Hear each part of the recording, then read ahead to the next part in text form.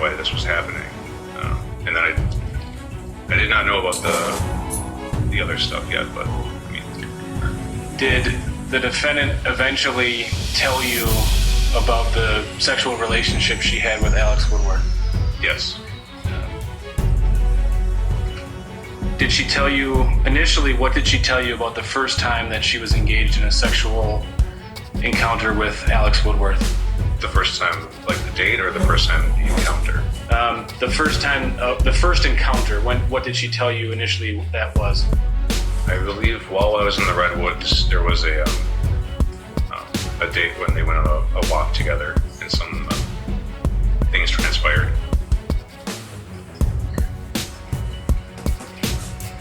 When you say things transpired, did I don't want you to speculate, but did the defendant tell you more about what that means? Well, she had spent the night, I believe, at his apartment.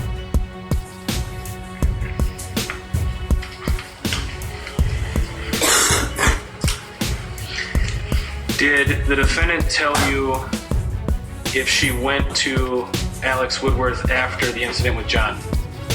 Yes, she went to him for like counsel or for help, because she trusted him. Did the defendant tell you what happened then? That there was another situation. She put it as if he had taken like advantage of her weakened state almost. And again, I don't want you to make an inference or assume, but did the defendant say whether or not there was a sexual encounter between her and Alex Woodward that time? I believe there was something coerced or some relations that were had. Is that how she described it? Yes, that is the letter I received. And who gave you that letter? So that was written by Jenna. Jenna Van de Zand? Yes. So Alex's roommate, and when she gave the letter to you... Alex's girlfriend. I'm sorry. Your roommate, Alex's girlfriend. And that would be Alex Zink? Correct. Okay. And when you received this letter, did you jot some things down on the back? That was like my rough outline of the timeline. So you've already refreshed your recollection with a timeline of events as it relates to different time periods related to this case, correct? This was before the previous one I viewed, but yeah, this was like my rough understanding, because I was asking questions about it. Now, if you recall, what were you doing when this letter was given to you? I was asleep. And what caused you to be asleep? I was. You were drunk? Yes. And do you remember what general time frame this was? Probably pretty late at night. We had come home from the bar, me and Jenna. Okay. And what date or part of month, if you recall? I can't really speculate. I can't remember exactly when. It was very close to Alex's death? Alex's death, yes. So if Alex died on the 22nd of March 2018, would it have been a couple days before that? Whenever the phone call between me and... Okay, so there was a phone call that led to this letter? Yeah, I hung up. I didn't want to talk anymore. Yeah. Who was the phone call between you and who? It was between me and Ezra, and then after I hung up, she called Jenna and talked to Jenna. Okay. And so late at night, you were drunk. I'm sorry, did you say the defendant called you or you called her? I can't recall, but yeah. You ended up hanging up? I ended up hanging up because I was just sick of it.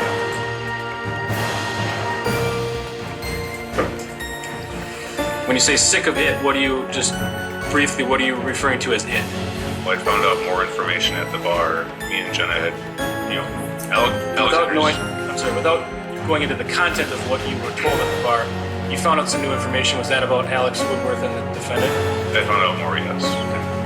Was it information that was about their relationship? I believe so. And was it recent in time to the time you received the letter? The time I received the letter was in the morning. I think Jenna had written it because Ezra had asked her to wake me, but she said I wasn't going to wake him. It's sustained in personal knowledge, I assume. So, did you end up talking to the defendant about this letter? To Ms. Panos. Yes. And do you remember, did you give this letter to her or just talk to her about it? I think I gave it to her. That was the copy that was intended for me, I believe. The copy of the letter was intended for you? Yeah, Miss Van Zandt, I believe, wrote 2 copies of that letter. How Alex described his feelings for the defendant. He loved her very much. That's what she said? Yeah, I think at one point they planned to maybe move out to Portland or something. Do you remember what time period generally that was? I mean, it would have been initially after I had found out about all this stuff. Because I confronted him and we had a slight conversation. I mean, I didn't like him, but I still loved him. I was angry. And you're talking about Alex? Woodworth, yes.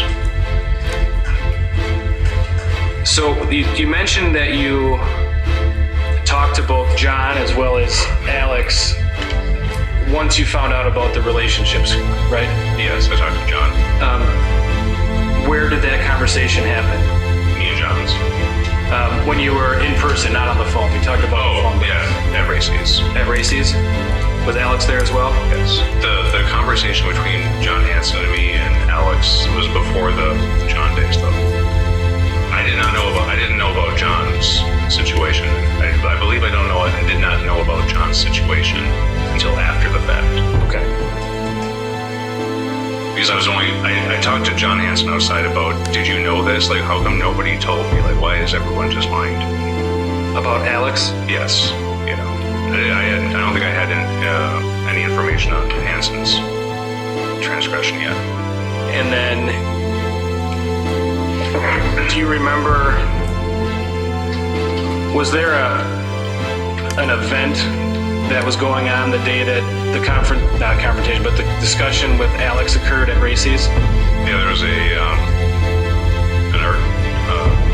art exhibit, like at Shift, the bike coffee shop.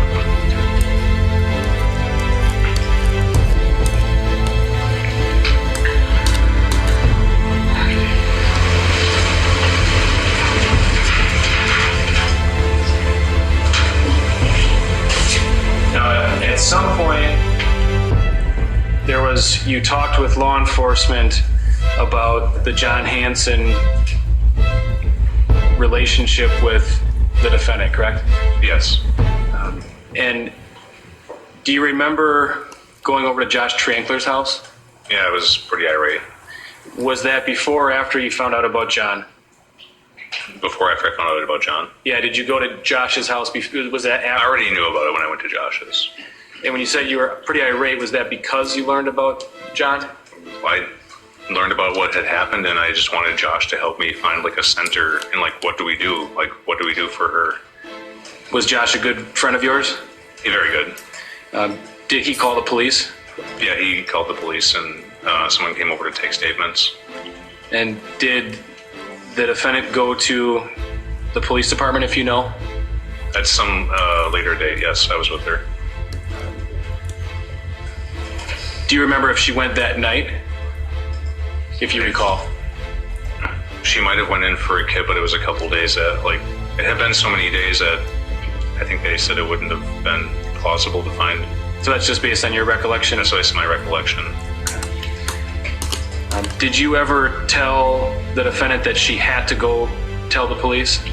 I didn't want to force her, but the way I prefaced it was, you can't, if this assault happened, just because there's a chance that they won't find evidence on you, it'll put someone on the radar for future. And it's not about an assault that happened to you, it's for the next girl. So I kind of tried to, I wouldn't say I tried to coach her, but I just tried to like show her the humanity in it and be like, if this happened, you need to report this. Did you tell her what to say? No, I didn't coach her at all. Did you ever tell her to lie? No. So after you found out about Alex and the defendant and John and the defendant, I assume you said Racy's is a pretty tight-knit group? Yeah. Did people at Racy's find out? Yeah, everyone knew. Did they talk about it? It was kind of hush. Like, I mean, it was like Snickers and stuff like that, you know. People would, you know, sidebar comments and whatnot. Did the defendant ever talk to you about whether or not she cared that people knew? About the relationships? Or about, let me rephrase that. Did she ever talk to you about people talking about her at Racy's? She didn't like it. So she knew it was happening?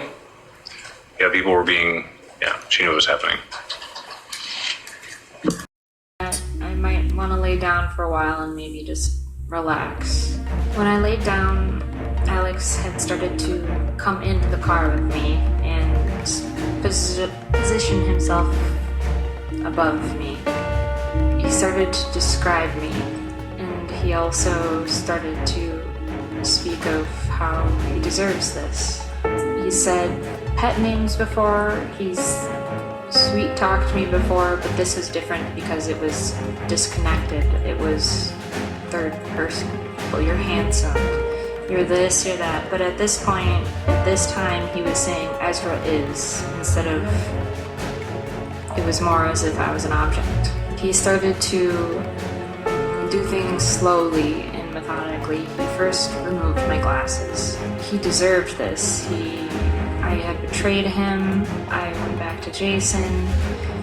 He was upset about this, and that he deserved me. After he kisses me, and I pull my head back a bit, I felt he touched the hem of my sweater. I could feel it pull on it.